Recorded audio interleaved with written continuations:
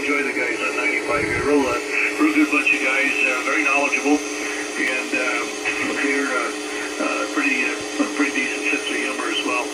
So 73s, take care. Cap 7 QLH, K7LW. And Alex, Glenn said pass along 73s, and he's going to duck out and take care of some things. Alrighty, so right now I'm recording a video of you, and I'm gonna post it on YouTube afterwards if you don't mind.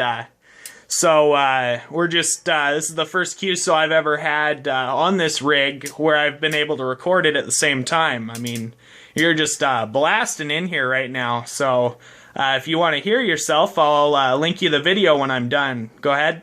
Yeah, that'd be great. Yeah, well, like I said, 75 is usually a pretty good choice for, in the evenings for West Coast. Of course, once you get later on, you get the 4s coming in as well. I'm surprised we aren't hearing any of those guys right now. But, yeah, they've got a good, a fun band. Like I say, the ham radio's answer to the park bench. KF7ZML, K7LW. Yeah, KF7ZML. Yeah, I'm just sitting here, and I'm hearing there's some stations above and below me, and this rig's a dual sideband rig, so if you switch to upper sideband, you'll still hear me.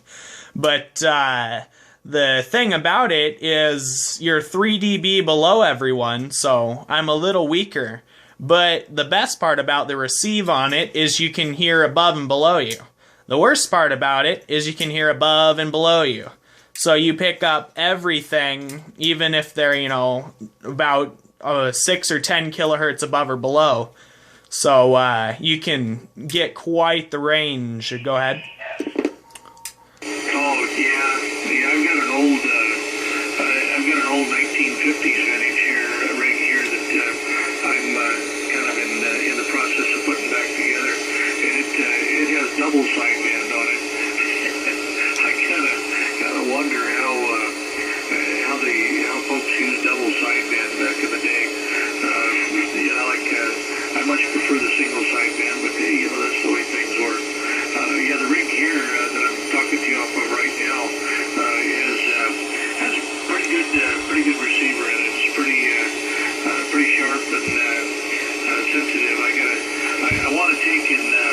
There's a kit that I can get, and I'm gonna go ahead and put it in after the first of the year, I think, where I can add some roofing filters to this and tighten it up a little more on the receive, so it won't be as susceptible to the any adjacent interference. But like I say, the rig does pretty good the way it is, so that would just be adding icing on the cake. Go ahead. Yeah, well, you'll be proud to know you are my furthest contact yet. I think the furthest one I've done so far was somewhere else in Washington, so you're the first out of state. Now I've got 2 states worked with this, but yeah, you're wondering how people use dual sideband rigs. Well, that's what this is. It runs both sidebands, no carrier. I can kick on a carrier and it'll run AM, or I can twist it all the way around and I can run CW with it. So it's got quite a bit of mode selection just for a single turn of a potentiometer on the inside of it. It just, I'm going to take and move it to the outside of the rig eventually, so that way I can twist it whenever I want and change to whatever I'm doing. Oh, that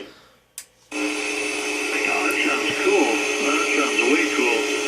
Yeah, this rig here just runs, upper, lower, CW, AM, FM, linear. It's got a packet mode too. It'll run the digital. It'll handle. Yeah, it's starting to fade out, so I'm going to end the video here.